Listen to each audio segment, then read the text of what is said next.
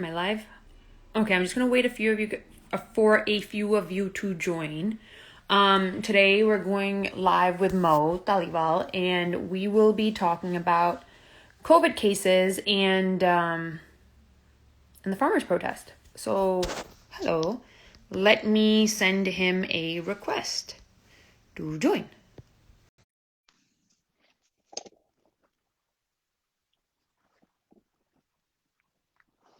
Did the request go? Okay, invited. So just a second for him to join. Oh, I love that we actually have engagement today. You guys must really like him. Why is it not working?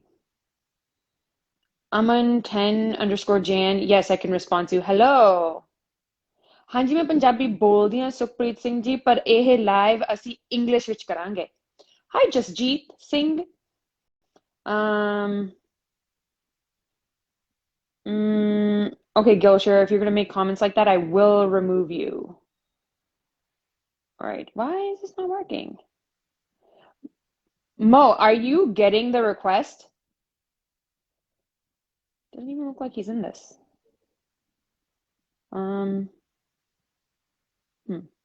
Okay. Oh, nope, he did not get a request. Okay. Send request. Why is it not working? Why is this? Oh, hi. Hi, how's it going? I'm good. How are you? Good, good. That took a minute. Yeah, I know, but welcome back. Thank you, thank you. So your lives always have the highest engagement. I've been so shadow banned that I usually have 80 to 60 people viewing, but we're at 263 right now. So that's how much people love you. Or it's mostly the BJP trolls that are following me around. That could be it. Either or, yeah. Alrighty. So today we're going to talk about the COVID crisis in India, how it's impacting the farmers' protest and the farmers' protest as a whole. So let's start. Let's start with the controversies that are surrounding the COVID crisis. There's so many. I mean, where do you want to begin? So, like Modi's disappeared. Like we haven't heard from him. No one from his government. They just have this strategy of like, don't say anything. Do you think it's going to be detrimental to him, or do you think it's working? I don't know, because I kind of feel like, we blast the, Prime Minister Modi and the BJP for being unfeeling and making decisions that to us appear to be inhumane and stupid.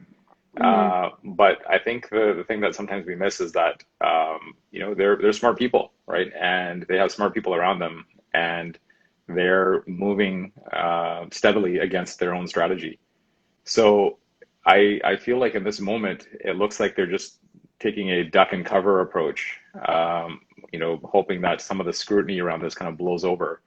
And in the meantime, they're barreling on with all of their plans, right? They're more interested in, the new parliament building that's been commissioned, the Central Vista project, etc. I think they might be counting on a short memory of their electorate. Maybe they're thinking that a couple of months of just radio silence and focusing on, delivering a bit of aid where they can and carrying forward with their projects, and they can maybe get away with it, right? And I think by and large, this has kind of served them in the past, because when there was other issues that came up, the prime minister or his cabinet, they weren't known for showing up at protest sites or even mentioning them, right? They from CAA till now, the strategies worked for them. They just kind of go silent on that issue, turn their attention completely elsewhere, focus their time and energy even in other regions of the country, and just carry on about their day as if nothing's happening, right? Sure. So I feel like it's served them in the past, and maybe they're trying the same thing again here. I think the difference, though, is that this isn't a regional issue. All of India is riddled with COVID. So there's nowhere really for them to go. There's nowhere really for them to divert the issue. And I think that's why we're seeing the silence. Do you think that, okay, so I'm going to bring it back to America and Trump. There's been a lot of research that showed that because Trump was so popular, the only thing that hurt him, hold on, I'm about to throw somebody out of here. Go for it. Okay, so that what hurt Trump was how his handling of the COVID crisis here in America. Do you think we may see something like that with Modi? I think definitely, like they've already been punished in a few places in some elections. And I think what happens when a crisis like this hits is, so look, the parallels between Trump and Modi are pretty interesting, right? Leaving personality aside, there's a huge focus on consolidating power in the handful of an elite. There's a focus on consolidating power amongst, friends and family. Wealth is concentrated in the same places, and by and large, the unwashed masses are just looked at as pawns, basically, as like fodder for you to kind of do with as you please.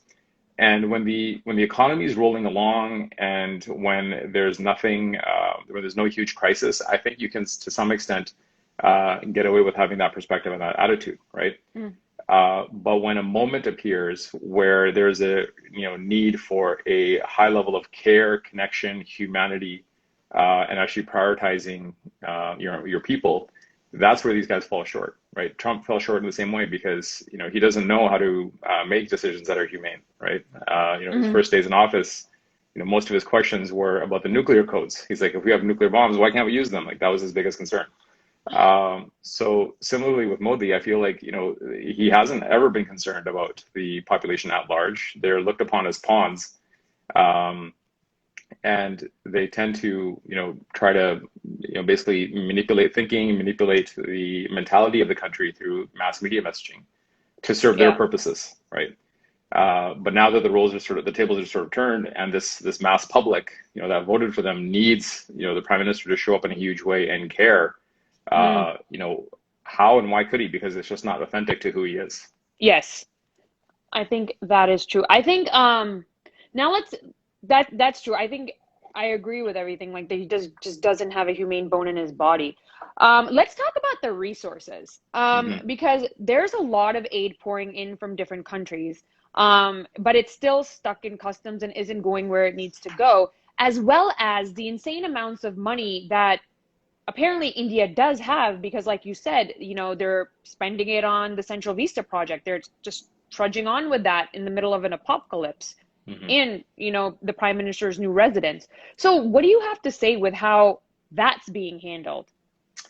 So the interesting thing was, so early on in the whole pandemic, the PM Cares Fund was set up, and that was going to be a destination for donations, right? Both domestic and international. And actually, I just went on the website again yesterday, and the remarkable thing is, so many aid organizations get blasted in India for taking foreign funding. Oh my God, foreign funding. And on PM Cares Fund, two out of the three options for donations are for foreign support, right? There's one option for domestic donations, and then there's foreign donations credit debit card, and then there's foreign donations wire transfer Swift, right? So they were already ready with a beacon saying, okay, let's pour resources in this direction. But early on, even India's own media were actually critiquing the fact that there was no transparency around this, right? Yeah. There was no goal provided for how much they're trying to raise. There was no plan provided as to how the funds would be allocated or distributed. And even since then, there's been a lot of secrecy around this, right? Hmm. The whole thing is kind of shrouded in mystery. It's like there's a fund. We know funds have money has poured into it. We just don't know where it goes. Ironically, the PM Cares Fund early on did actually supply some ventilators to the Guru Gobind Singh Medical College and hospital in Faridkot, right? This is Hmm. like last March or something. So like the fund got launched, resources are coming in, and boom, one of the first things they did was made like a small, contribution to this hospital. They sent like 80 ventilators, right? Hmm. And I'm not sure if this was like surplus material or defective units or what, but literally 71 out of 80 of those ventilators failed, right? And that is like the one piece of evidence we have of them having done something to actually contribute, towards alleviating people's suffering during the pandemic. And since then, resources, and on the one hand, it's kind of a beautiful thing. Resources have been pouring in from everywhere, right? The world Yep. has really woken up to India's suffering. We've all woken up to India's suffering, right? I was a part of a Clubhouse event that managed to raise $15,000 in one day, organized by some friends of mine. And, so the resources are going because people's hearts are bleeding and they're feeling what India feels. But the problem arises when, we don't necessarily know where that money's going or what it's being allocated for, right? So that's the PM CARES Fund. The other issue, and actually, if you can speak to this as well, because you've been very vocal on it, is, there's a lot of ignorance, unfortunately, of, where the money trail actually goes and how the dots all connect, right? Like until you told me, I myself didn't know that Seva International, is a branch of the RSS, right? And so, you have this moment of crisis and death and sickness in India. People are opening up their hearts, and then people like Jack Dorsey turn to Seva International because they walk the talk, they look like the right thing, Yeah. and he dumps $2.5 million into that organization, right? Ah. Not knowing that he's now supporting this like neo-Nazi cabal, right, in India. So the basic issue with Seva International is that, yes, they are a RSS affiliated organization, and they have been accused of discriminatory action in various other instances against Muslims and other minority communities. Obviously, because they are a RSS related organization, there's a huge Brahmanistic influence within them. So they will discriminate against any lower caste. Secondly, what Seva International's India leg, I think it's called like Bhartiya Seva or Seva Bharti or something like that, have been accused and I think proven that they somehow traffic girls from Assam, and whether they're Christian or Muslim, and convert them into Hinduism.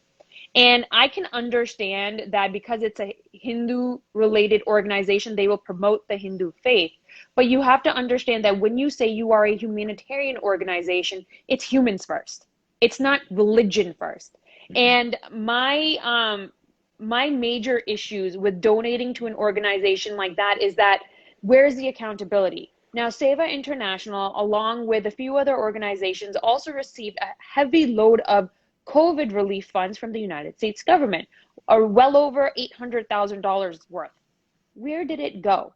My other issue with these organizations is that they label Sikhs as Hindus. We are not Hindus.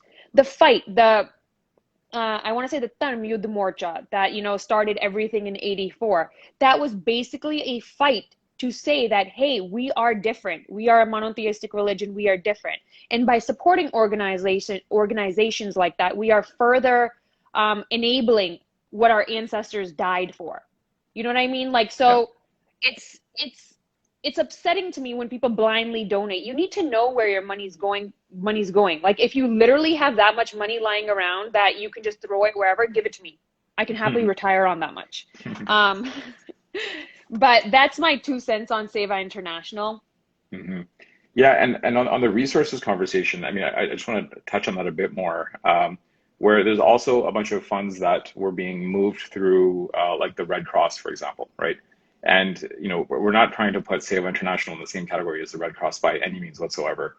But there's there's better and more effective ways of actually supplying aid to a place like India, especially at a time like this.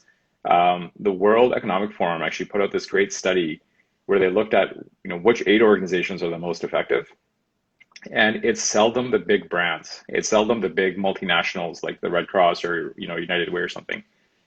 It tends to be the organizations that are really good on the ground and that can fill in what they call the last mile, right? The last mile is like resources have been deployed to a region. Now, if it's food, who is actually good at getting the food into somebody's mouth, right? If it's oxygen, who is actually, the one able to get the oxygen, on somebody's face? And it tends to be organizations like CASA Aid, actually, right? Because CASA Aid is a very bottom-up model, and so they actually follow best practices, even by international standards. Because whether they're working in Iraq, Syria, anywhere, what they do is they land on the ground, they look around, they see what's needed, and then they go up for resources. And then they go up for resources. right? So same thing with the farmers' protest. They were on the ground, they looked around and said, okay, what's needed? And then they, called back for resources. Resources showed up and they deployed them, right? And that is like the ideal model. And recently there was even some critique, because there's critique going around in all directions these days of, even CASA aid, and saying, oh my God, people are donating CASA aid, where does the money go? And the fantastic thing with Open Charities is that I actually went on their, the finance register in the UK, right? And you can look up all their filings. So I actually looked at their financial records for the last couple of years, right? Mm-hmm. And they actually fall in like the gold standard of charity operation, right? Because years ago, when the earthquake happened in Haiti, there was all this talk that there was all this support money and everything pouring in, and there was a real shameful incident where after many years, they looked and said, okay, through the Red Cross, like something like $6 billion have been poured into this one region of Haiti, Wow. And over that course of time, they had managed to build 5 houses because the rest of the resources were tied up in bureaucracy, and they just couldn't like get it going because their project management was horrible. It was just the wheels turned really slowly, right? Yeah. Yeah, and then charities like that also have massive admin and overhead. And so when I was looking at CASA aid, we found that actually less than 10% of their budget goes towards administration and operations. Yeah. Right. And that is like gold standard. Like you cannot be more lean as a charity if for all the money coming in, like for every dollar that comes in, if 90 cents of it is going directly to aid efforts and that tiny sliver is for admin and operations, like that's like gold standard, right? And it's publicly available. Like I would encourage anybody to go to the charities registry for the UK and look it up, right? It's interesting information. And then on the other hand, going back to the PM Cares Fund, you have this fund that was initiated. And initially, even when they incorporated the fund, they basically said that the stated purpose was for combating and for providing relief against coronavirus. But the documentation for the fund wasn't made public, right? And for a little while, they tried to say it was a private fund, even though it used like the seal of India and the Prime Minister's seal, and the trustees included like the Minister of Defense, all of this, right?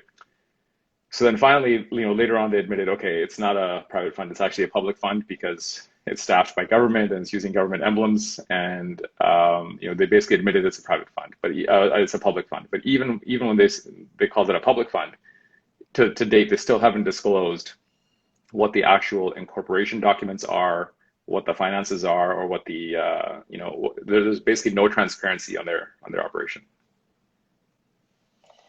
I'm so glad you talked about CASA aid like that, because I feel like the narrative that the Godi media or the Indian government tried to paint across CASA aid was that there's outside funding coming in and we have no idea where it's going. Where, truth be told, a lot of what CASA aid did during the farmers' protest was, don't give us cash, give us resources. We will not be able to go out and, buy this stuff. Please send us, dry grain, send us water, send us this, send us that. Secondly, the level of transparency that CASA aid has, I want to know which other Indian organization has that. It's very easy to label someone as something without knowing the whole story. Like and I'm going to just say that as a whole for the Indian community, even our own Sikh community, we do a lot of policing unnecessarily. And a lot of times what happens is when somebody else or another organization is actually doing good work, sometimes your policing gets in the way. And I think I think we need to stop doing that and just appreciate the work somebody is doing. And I think CASA aid is one of them. I think that also goes for members of our community. And this is just like off-topic statement. Like, as a community, we need to stop policing. But when we know for a fact, like there's a factual statement that something is going wrong, then be vocal and educate people. I think if we start attacking, we go into this like unbucked territory, which we don't want to be in. That's one thing that I do want to say, because I've seen a lot of that on social media. And there's another thing happening where people are attacking Hemkund Foundation. What has happened is, because we've been so vocal of Seva International, Hemkund Foundation, which is a much smaller on-ground organization, who has been, foot to mouth, hand to mouth, trying to do what they can, has come under attack, because obviously they don't have the same ways or means to kind of show what they're doing. And it's important to note that if you have people on the ground saying like, this is where we've opened up a oxygen langar, or this is what we've done here, and then you can, actually call up the gurdwaras and say like, hey, have you received the oxygen cylinders? That's still accountability. Yeah. I want to know where the PM Cares Fund has gone. Pick up the phone and call them. Where has Seva International? Which hospital? The $10 million that these people raised within 48 hours. I want to know which organization, which hospital, which gurdwaras, which Hindu temples the oxygen cylinders have gone to. I would love to pick up the phone and ask. Yeah, and I don't think we're going to get that transparency, right? Because like you mentioned, the links between Seva International and RSS are pretty direct. So I wouldn't say they're providing zero aid, but this is an operation that was set up long ago, and it modeled the SS of the Nazi movement, right? Their entire hope and inspiration was to create a culture and an army of citizens to police their own population by being the hyper ultranationalists, right? So you are paying for an operation that is basically built to bring in Hindutva, right, to drive out minorities or to subjugate them and oppress them. So even if they're providing some aid, I imagine that we're going to see a lot of coverage, a lot of press and PR. Like if a cylinder shows up somewhere filled with oxygen that is delivered by Seva International, I'm sure we're gonna read and hear about it everywhere, about the amazing work that they're doing. Yeah. But we have to be clear that that's really supporting the operations of the RSS. It's interesting to note that we haven't read any such article yet, which means they haven't done jack shit. But you know who have? Khalsa Aid and other Sikh organizations. So let's start with the oxygen langars that are going on at the Gurdwara, because I really do believe that it's really shifted the narrative. The Godi media tried so hard to paint Sikhs in a bad light. They took this kind of, dissent that we had against the government and turned it into an anti-national kind of movement. Whereas now, when India is in need, who is showing up? The same Sikh population. So let's talk about that a little bit. It's the same Sikh population, and they're using the same tools we've been using throughout, right? Months ago for the farmers' protest, when we were organizing, one of our first missions was to go out and connect with Punjabi and Sikh communities everywhere in diaspora, right? And now within India, we're seeing that it's the same network, right? Because it's not as if the oxygen langar is happening in one place where aid has been set up in Delhi or something like that. I know there's been a lot of coverage of Rakabganj Gurdwara, for example, right? But it's not just Rakabganj Gurdwara, it's many Gurdwara, right? And they're in communication with each other, they're in communication with aid organizations, and they've decided they're going to do this. So from Kolkata to Lucknow to Delhi and into Punjab, right? It's this network of Sikhi, right? It's a network of Sikh spaces that are actually filling in the gaps and filling in the cracks, and there's many cracks, right, in the infrastructure that's collapsed in India. So it's a beautiful moment of inspiration, but it is a little heart-wrenching as well, though, because offset with the farmers' protest, it continues to be just the irony of our people living in that land, right? Because how many times has this particular community come through for the country?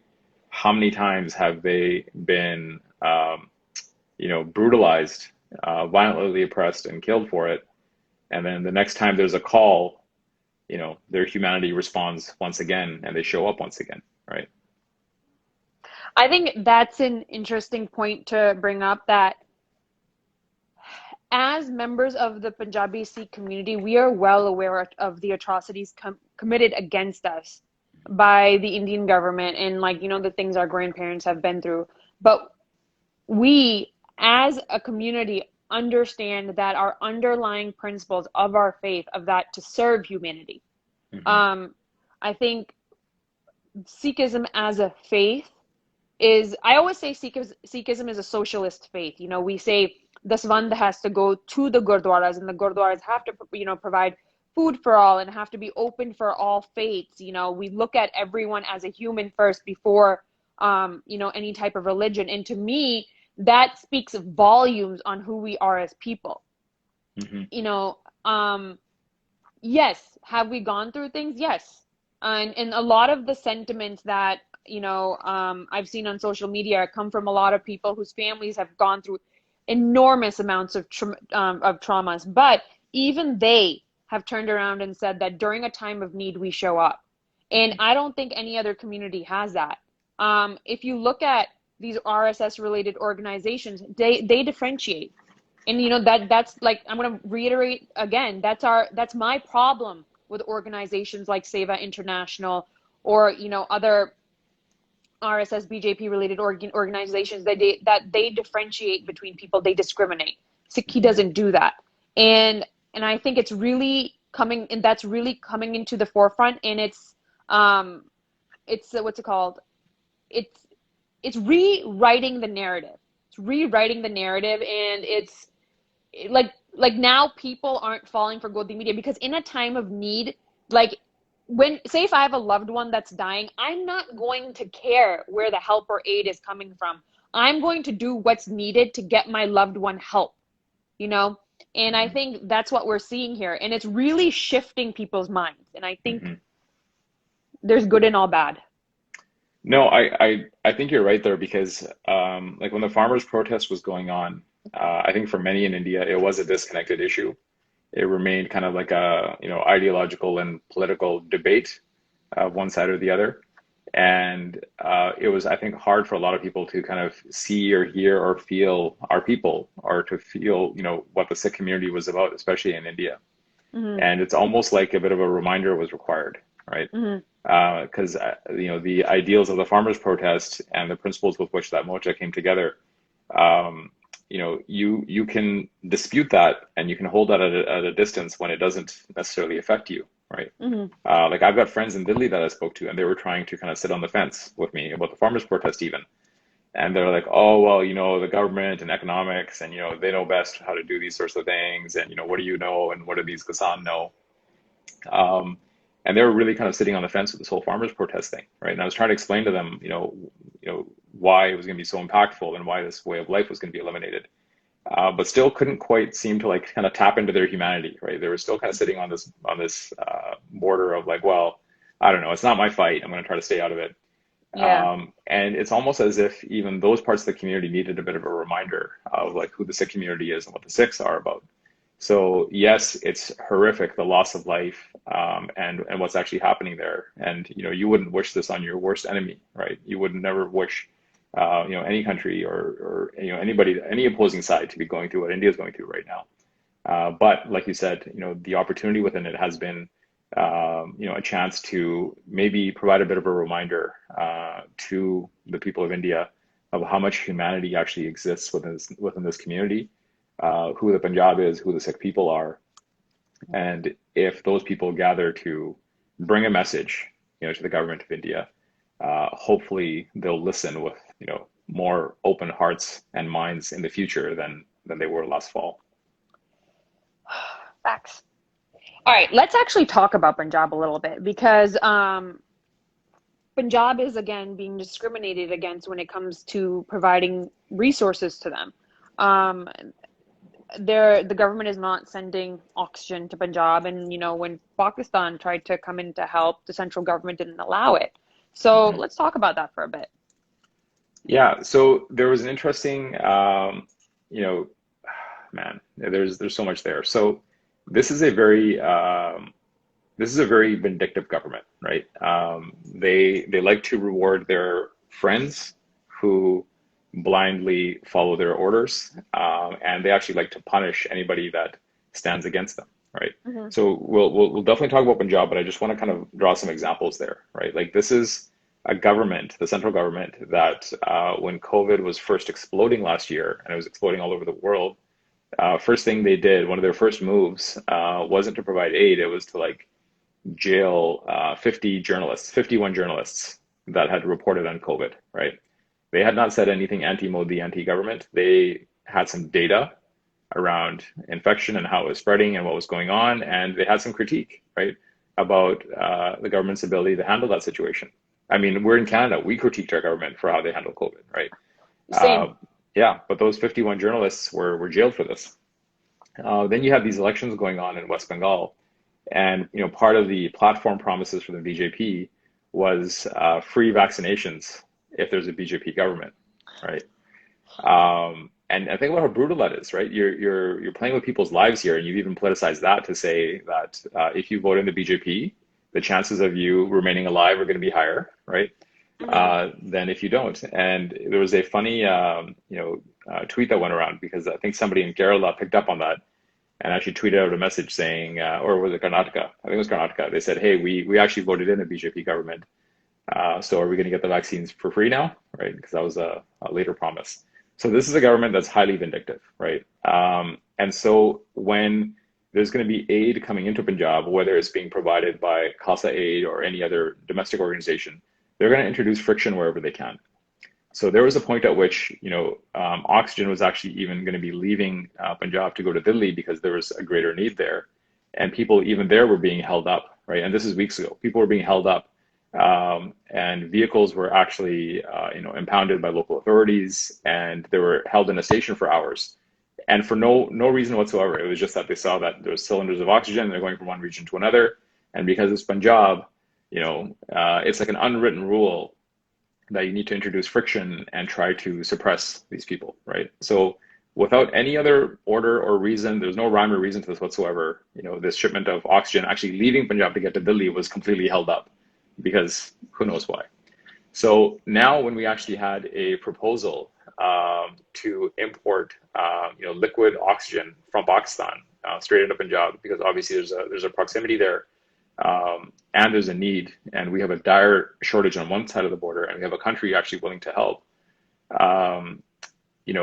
There's resistance from the central government, right? And the proposal gets rejected, and that's very much in bad faith, because the only reason to reject a humanitarian aid proposal like that is vindictive, egoistic reasons, right?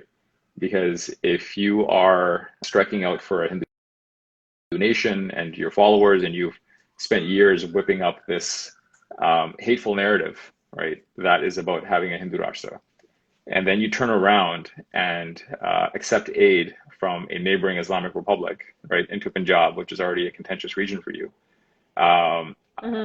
I think if they had allowed that, I think Modi's own followers, I think Modi's own Andbats would be out for his head, right? Like, how dare you? Yeah.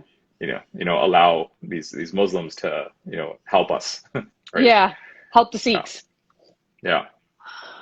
Yeah, I think that's why, again, I'm going to urge all of our Sikh humanitarian organizations to focus on Punjab first, because we are not getting that help, or our people are not getting that help from anywhere else. Okay, so let's shift the conversation to the farmers' protest. And before anything, I want to talk about Kangana. And I usually don't talk about her on these lives, but I think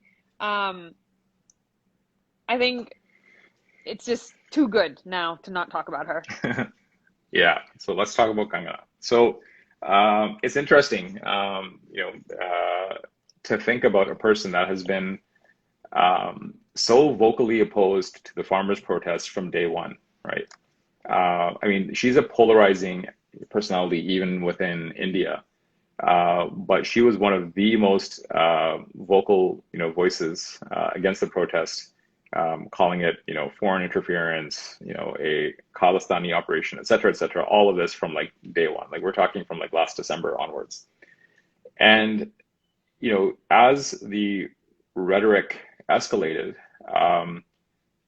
she is, sometimes people, call her crazy, all sorts of things. And I don't really think she is. I just think she's somebody who thinks she's too smart for herself and maybe overestimates her own sort of, abilities. And not necessarily a lot of humanity or empathy there. So there was tweets coming out from her that were like highly problematic at best and fully hate speech at worst. And so on multiple occasions, via Twitter, she openly called out for genocide, right? So, one of the tweets that I remember seeing that got deleted was when all of the stuff blew up about myself and Poetic Justice Foundation, and that was getting wrapped into Rihanna, Greta, Republic Day, blah, blah, blah. We've been through all that stuff. But at that point, she kind of stepped up and said, aha, uh, thankfully now we've identified where this cancer is within our country, and we can go in and eliminate it, right? And it was a message saying, that we've somehow exposed ourselves, that the people in India and within the borders of India, in Punjab, in Delhi at the Morcha, that they've somehow exposed themselves and their agenda. And now that we've localized the threat, we can go in and eliminate it, right? Mm-hmm. This is the language of ethnic cleansing. This is the language of genocide. So, 100%.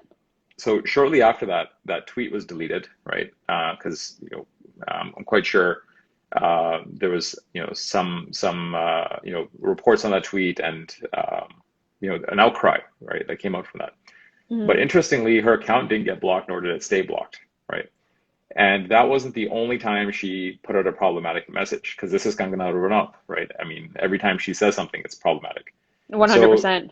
So she continued to post all of this, really hateful vitriol, and it kept going, and it continued going.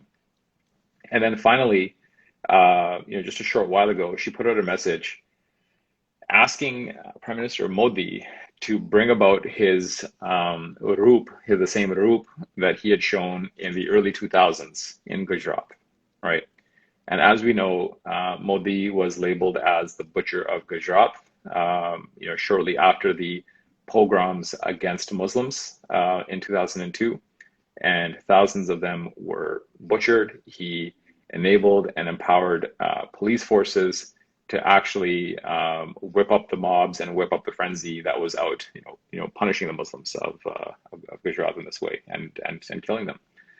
And so, the prime minister was actually, these are crimes against humanity, right? So there was countries internationally where he was banned from entry, right? He was banned from entry in the States and in other places. And it wasn't until he was elevated to the lofty role of prime minister that, that had to be opened up for him. But basically, he was responsible for the murder of thousands of people early on. And so Kangana called on him to, recall his old roop and to bring that to the forefront and do the same today, right? And so she was indirectly calling for the murder of thousands of people right now to quell protest and dissent, and B, she fully, once again, outed Modi as being the Butcher of Gujarat.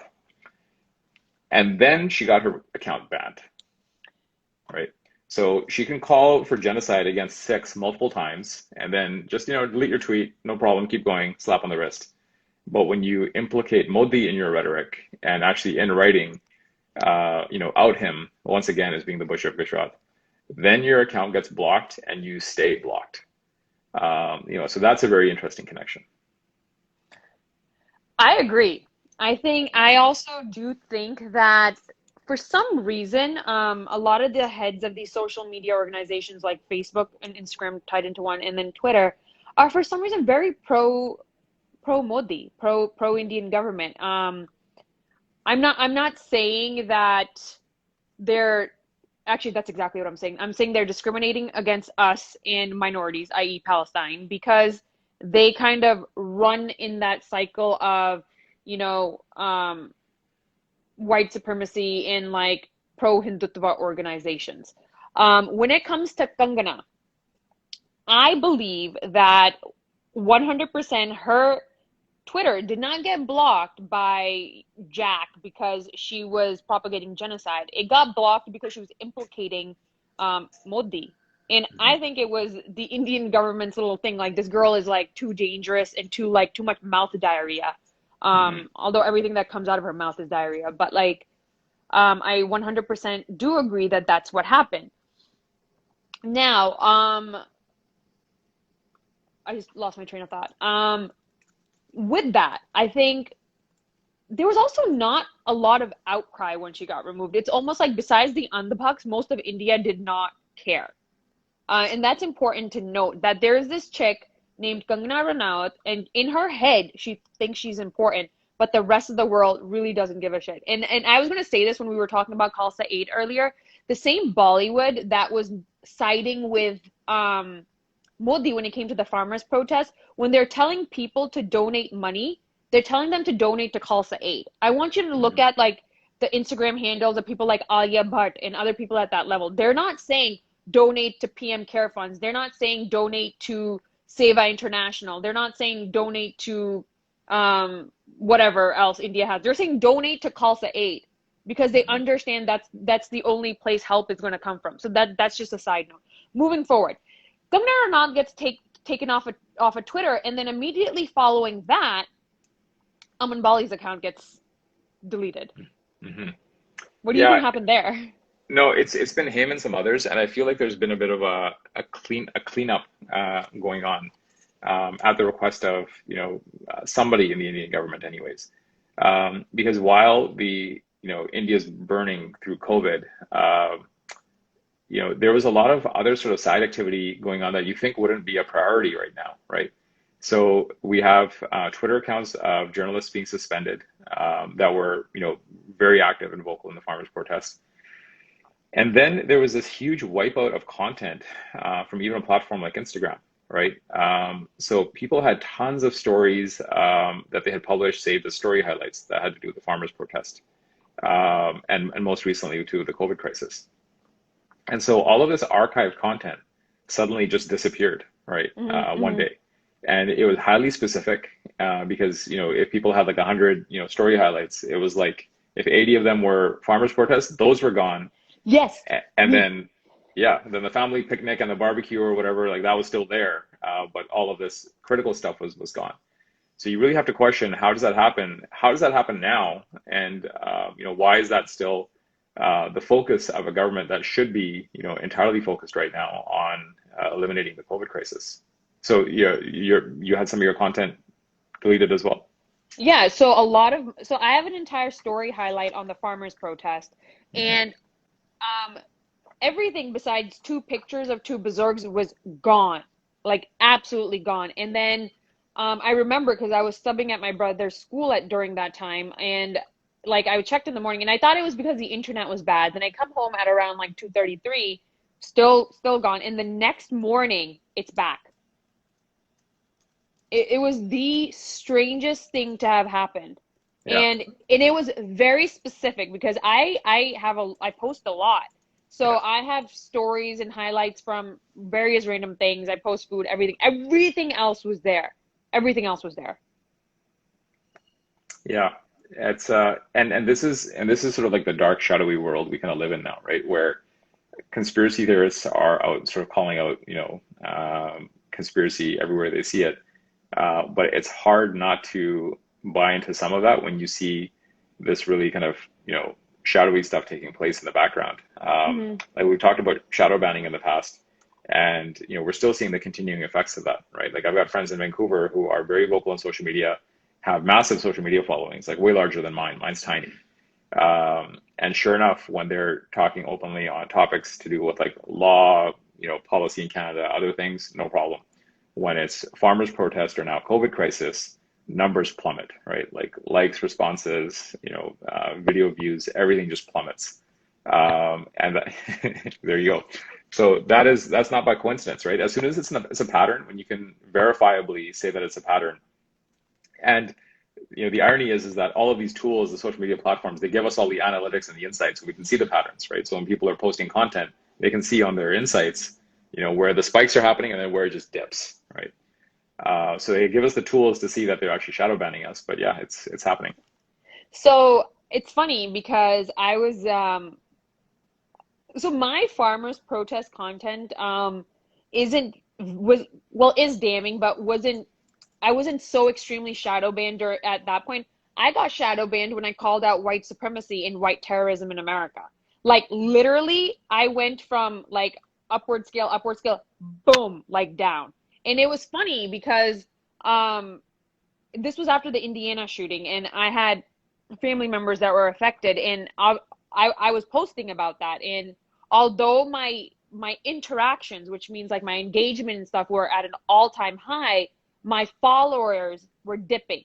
And since the Indiana shooting incident to now, I've lost over 5,000 followers in continuing. And with me, like I also have like people working in the background with me or for me who work or who have contacts at Instagram. So when we even email them to say, hey, this is going on, this is being shadow banned, they deny it.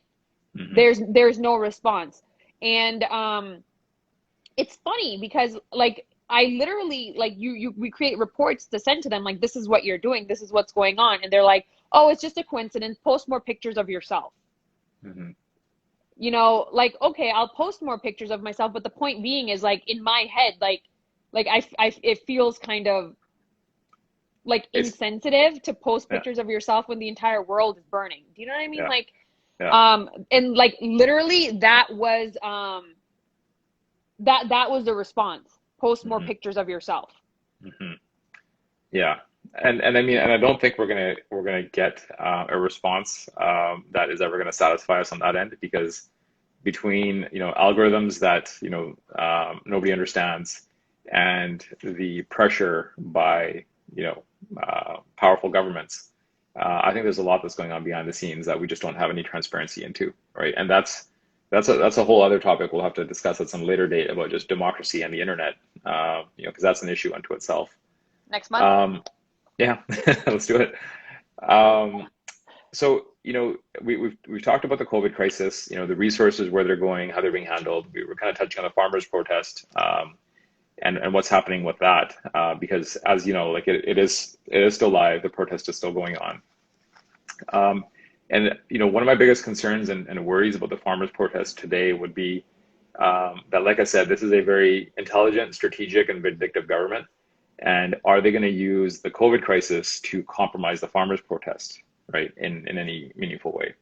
And I think we've already seen some attempts at that, right? There's been conversation around, the Morcha site is a super spreader, right? Or, oh, the Morcha site is blocking oxygen, right? And so we're going to continue to see this disinformation. And my worry is that at some point, they're going to, do something far more aggressive to dismantle the protest under the guise of public safety, right? That we're dismantling the source of COVID infections, or we're dismantling the biggest block we have to oxygen distribution, right? And these are 2 points that we need to, I think, work hard to dispel, and also think ahead to what the next thing might be that they throw against us, right? So there was a shockingly low number of COVID infections at the Mocha sites. And, I think this did put some people into like a false sense of security, where they thought, oh, there's no COVID. This is, again, there's so much mistrust of the government. They were like, okay, the government is just spreading the story to scare us, right? Yeah. But in reality, it was because everybody's in open air, right? Yeah. There's a lot of, free space. And beyond that, even, when they did gather, again, you have Casa Aid out there with like these nebulizers that are like disinfecting everything constantly, right? Yeah. So between, those, all of those elements, you had, I think, like 2 or 3 like minor outbreaks of COVID at the protest site, but it wasn't like it ripped through the entire mocha or something like that, right? And so we can credit, the open air environment, because it was cold, the elements were definitely against them, but on the other hand, it kind of saved them from being in constricted environments and contracting COVID. And then there's a conversation about the oxygen cylinders, right? Like like Sikhi and that morcha are born out of humanity, right? And the last thing that this particular group would do, this same group that is putting on the langar for the children and feeding the people of Delhi while they're on the protest site, the last thing they would do is set up blockades against oxygen, right? So no oxygen transport, no trucks carrying oxygen, like nobody is being impeded. But we're starting to see those narratives be introduced, right? To A, say that, this is a site of COVID spread, and B, that this is preventing oxygen from getting through. And I think these are 2 of the likely many more excuses that are going to be thrown out to justify the government moving in and actually dismantling the protest site. So that's my worry today. And I think that as much as we are focused on COVID and bringing light and spotlighting that and trying to provide support and aid, that we do need to continue to invoke the farmers' protest within that wherever we can, so that the attention and the international spotlight remains on it. Because as we know that if the spotlight goes off the farmers' protest and if the light leaves that situation, under the shadow of darkness, the government can do anything, right? They can swoop in one day and just clear people out violently, and we won't even hear about it because the headlines will carry on with, you know, the 4,000 deaths of COVID in the last 24 hours. You bring up a massively important point. It's very important to keep the attention on the farmers' protest. So yes, is there apocalypse going on in India right now? Yes, but there's a bigger thing happening within our community.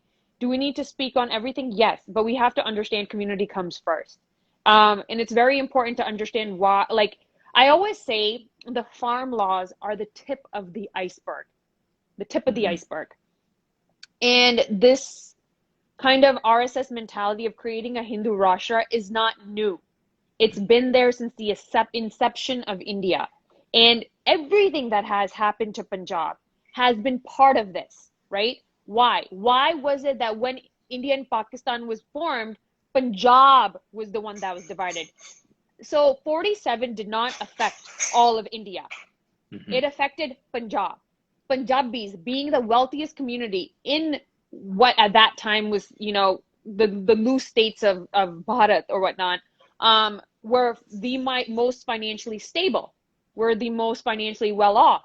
When India was formed after, you know, with the British leaving, Punjabis were still the wealthiest. What happened after 47?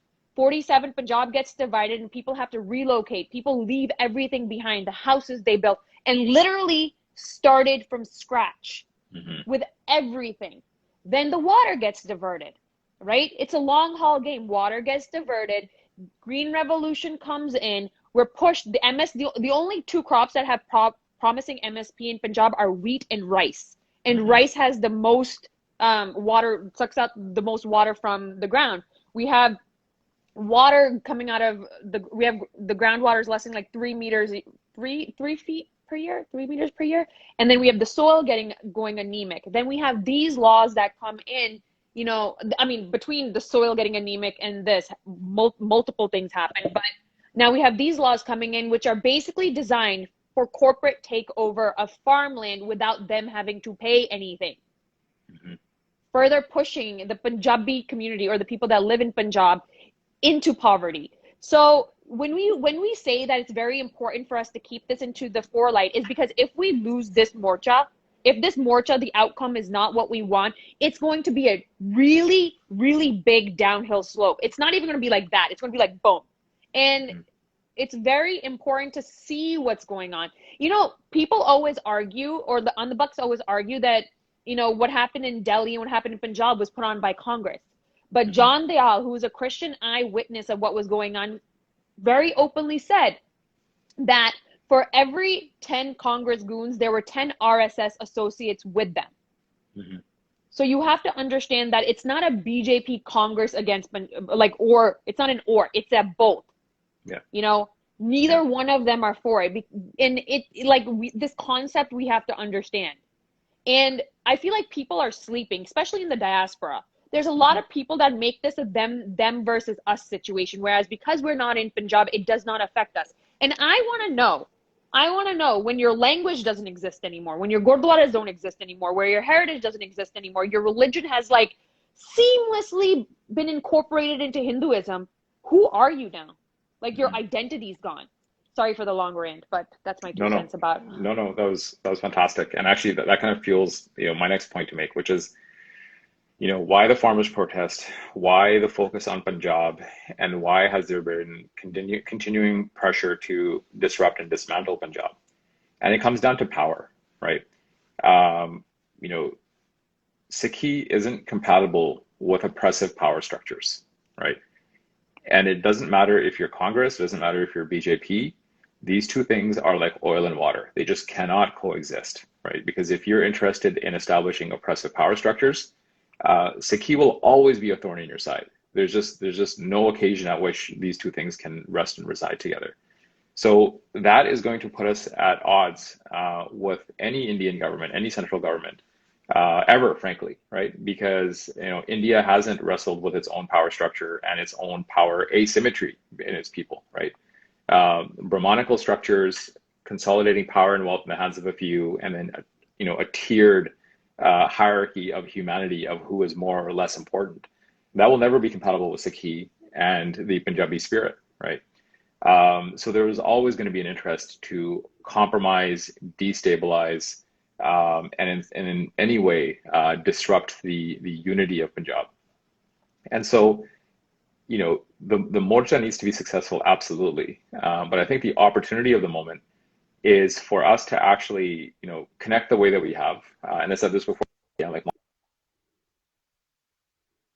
I think you're getting a call. that you and I wouldn't have.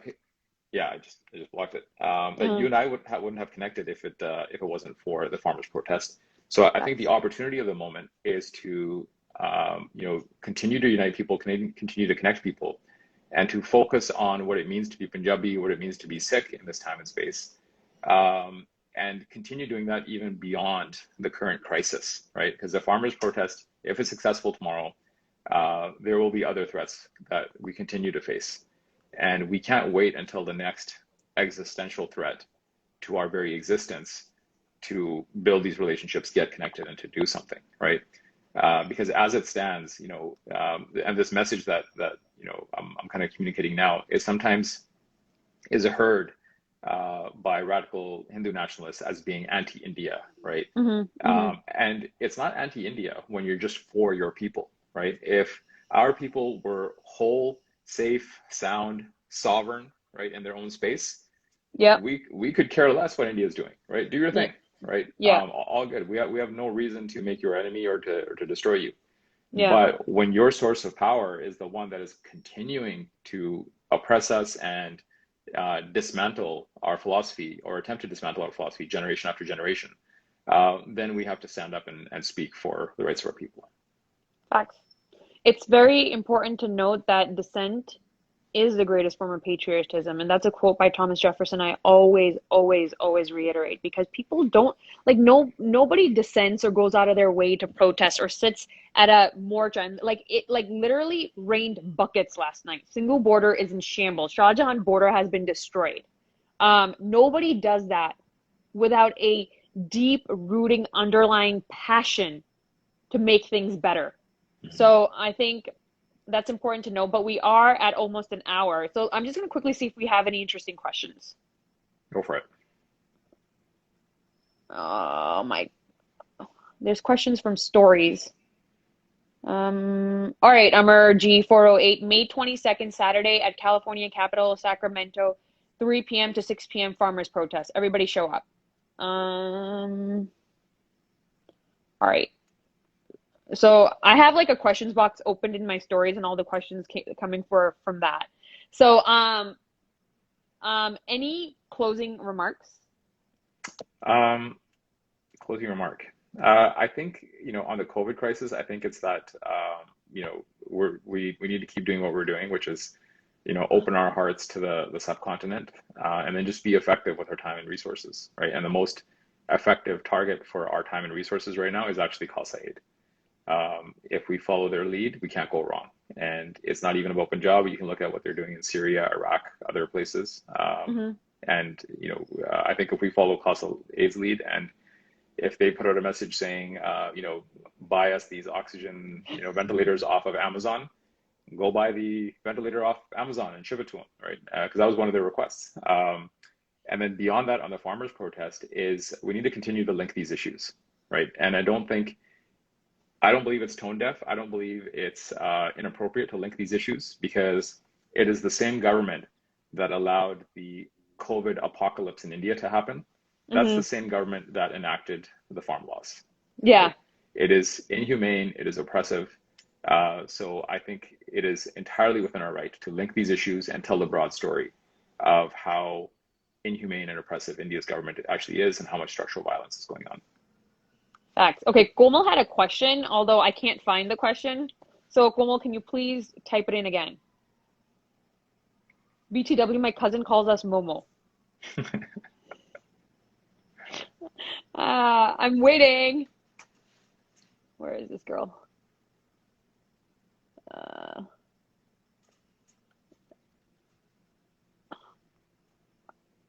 Apocalypsis, yes, Mo Dhaliwal. Komal, you wanted to ask a question? Please ask. Or forever hold your... Okay. Never mind. She's... So anyways... There was a question here we should maybe tackle for next time, but it was about what can we do to pursue Silicon Valley Corps, IGE, Facebook, etc., that are blindfolding us and leaving us voiceless, because they're becoming instruments of the BJP RSS IT cells. But I think that's a massive topic, and maybe we'll have to cover that in a future conversation. 100%. 100%. All right, we just hit an hour. So thank you so much for joining me, Mo, and I shall see you next month. Sounds good. See you then, Monica. Bye. Bye-bye. Bye.